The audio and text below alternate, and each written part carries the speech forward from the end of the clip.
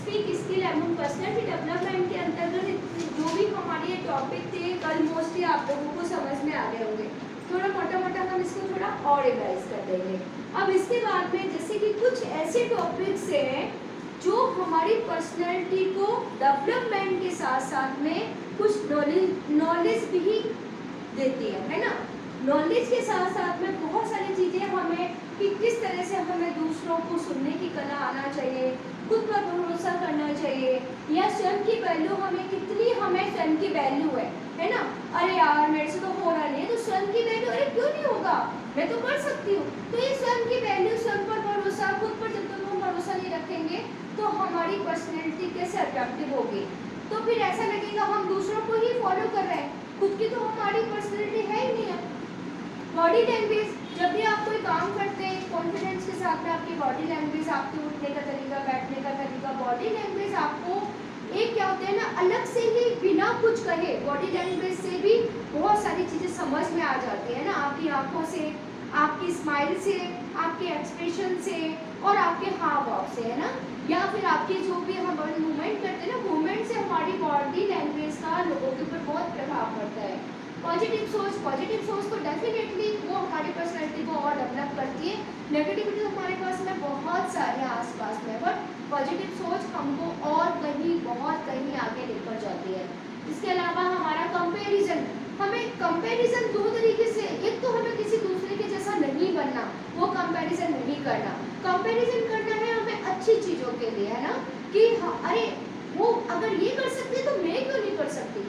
Comparison करना अच्छी चीज़ों के लिए, ना कि उन चीज़ों के लिए मुझे उसके जैसे ड्रेस पहननी है, मुझे उसके जैसा बनना है। वो कंपैरिजन गलत होता है, क्योंकि उसके कंपैरेटिवली अगर हम सोचें कि हम जैसे कि किसी पर्सनैलिटी को चाहे हमारी कोई भी हमारे आसपास एक ऐसी पर्सनैलिटी है जिसके जैसा बनना चाहते हैं, लेकिन वो पर्सनैलिटी हम अपने जैसे उसकी जैसे थोड़े उतार सकते हैं। तो वो रहता है कि अपन को कंपैरिजन अच्छी चीज़ों के लिए करना, सवाल करना बहुत ज़रूरी है अपनी नॉलेज को बढ़ाने के लिए, अपनी पर्सनैलिटी को एक अच्छा दिखने के लिए। क्योंकि कहीं हम क्लास में बैठे हैं, किसी की जगह बैठे हैं, जब तक सवाल हमारे अंदर रहेंगे, है ना, हमें उन चीज़ों का सॉल्यूशन नहीं मिलेगा। तो सवाल करना हमारी पर्सनैलिटी में और ज़्यादा नॉलेज बढ़ाता है, जिससे कि हम डाउट्स दूर करके एक अलग से कॉन्फिडेंट हो जाते हैं। तो सवाल करना, गलतियाँ स्वीकार करना, हाँ मैंने किया है तो सॉरी, बट अगर नहीं किया है तो वो चीज़ें नहीं करनी, है ना।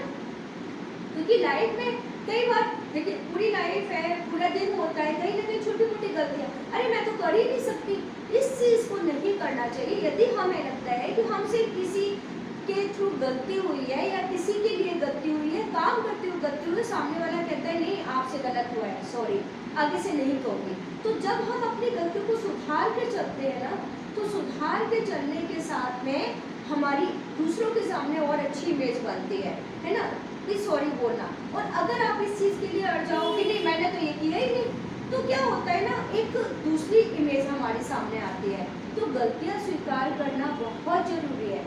सेकंड आता है अफसोस ना करना। अफसोस का ना करने का मतलब ये होता है कि जो पीछे छूट गया, पीछे गया हुआ समय कभी वापस आता नहीं है। अरे यार पहले ये कर लेती तो अच्छा होता, हमें क्यों अफसोस करना, हमें तो अभी पास्ट का भी नहीं करना, हमें तो फ्यूचर का देखना है ना, वर्तमान का देखना है। अभी जो मेरे पास है मुझे वो करना है, पीछे क्या रह गया, पीछे क्या छूट गया, उसका अफसोस अगर हम करते रहेंगे तो फिर आज में तो जी नहीं पाएंगे हम। आज को जीने के लिए हमें पीछे वाली चीज़ों को, बहुत सारी चीज़ों को छोड़ना पड़ेगा। उसके लिए अफसोस नहीं करना कि वो नहीं कर पाई, ये रह गया, वो रह गया, ऐसा कर लेती तो वो हो जाता, ऐसा नहीं करना अपने को। हमें तो आज का सोचना है, वर्तमान का और फ्यूचर के लिए सोचना है कि अब हमारे लिए कितने अवसर आते हैं और हम उन अवसरों से लाभ उठाकर किस तरह से और ज़्यादा सीख सकते हैं, ग्रहण कर सकते हैं और अपने आप को दूसरों के सामने खड़ा कर सकते हैं और खुद के लिए भी खड़ा कर सकते हैं। इंट्रोडक्शन वही कि जब हम कहीं खड़े होते हैं, इंट्रोडक्शन एक आपका सेल्फ इंट्रोडक्शन आ जाता है, जिसमें आपका नाम, आपकी फैमिली, जितना भी आप लोगों को अपने बारे में बताना चाहते हैं, अपने एजुकेशन के बारे में, अपने प्रोफेशनल के बारे में, आपकी स्टडी के बारे में। तो इंट्रोडक्शन एक इतना इफेक्टिव होना चाहिए कि जब आप किसी के सामने खड़े होते हो अपनी बात कह सके। तो वो होता है एक प्रभावशाली इंट्रोडक्शन, ठीक है ना, कि हम इसे खड़े हुए ना, हमारे खड़े होने का तरीका, बोलने का तरीका, बताने का तरीका, है ना, तो वो जो चीज़ें होती है ना, वो बहुत ज़्यादा एक प्रभावशाली ढंग से कॉन्फिडेंट ढंग से करनी जानी चाहिए, ठीक है। तो ये होता है हमारा इंट्रोडक्शन। रेस्पेक्ट, रेस्पेक्ट बहुत बड़ी चीज़ है। जब हम सामने वाले को सम्मान देंगे तब डेफिनेटली हमें सम्मान मिलेगा, रिस्पेक्ट मिलेगा।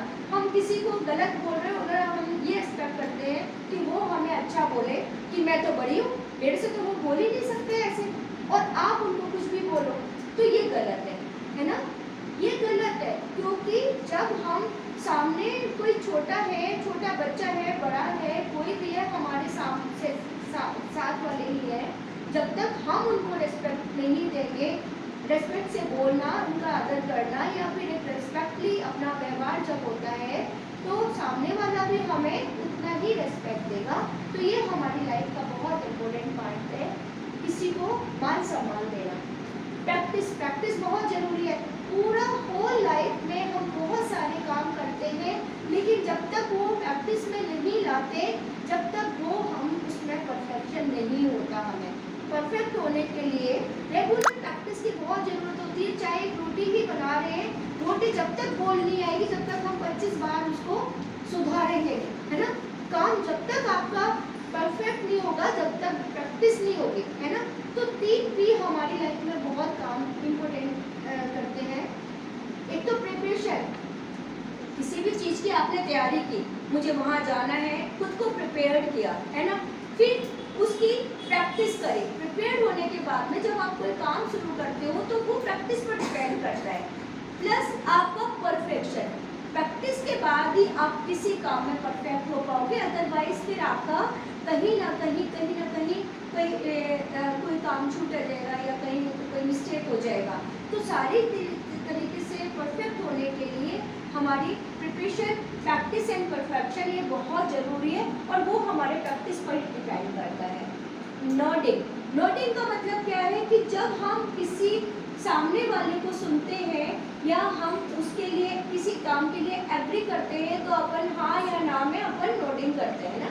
जैसे अभी बराबर आपकी हो रही है, तो नोटिंग का मतलब ये होता है कि ये भी एक तरह का डिसिप्लिन है, सामने वाले को हम रिस्पेक्ट दे रहे हैं। ऐसा नहीं है सामने वाला तो बोल रहा है, हम ऊँग रहे हैं, हम सो गए, हम मुंह नीचे करके कुछ पैन चला रहे हैं, तो ये चीज़ें बहुत क्या है कि ये अनडिसिप्लिन हो जाती है ना, अनुशासन नहीं रहता है। तो नोटिंग हमारी लाइफ में बहुत ज़रूरी है। हम कहीं भी जाते हैं तो उसके लिए सामने वाले को रिस्पेक्ट देने के लिए नोटिंग यानी कि हाँ या ना, या जो भी है, एक अपने मूवमेंट के थ्रू उस सामने वाले को अपना एहसास कराना कि हम आपके साथ हैं, हम आपकी बात पर एग्री कर रहे हैं, हम आपको सुन रहे हैं। तो ये है नोटिंग।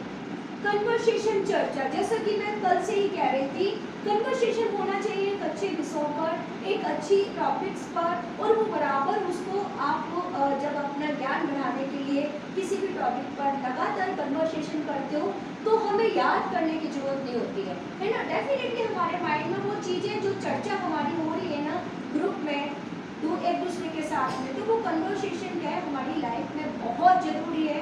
सुबह से लेकर शाम तक किसी भी क्रियाकलाप के लिए, किसी भी कार्य प्रणाली के लिए, स्टडी को हो, हमारा वर्किंग हो, किसी भी चीज़ के लिए जब तक हम कन्वर्सेशन नहीं करेंगे, हम आधा अधूरा ज्ञान रहेगा। तो चर्चा बहुत ज़रूरी है।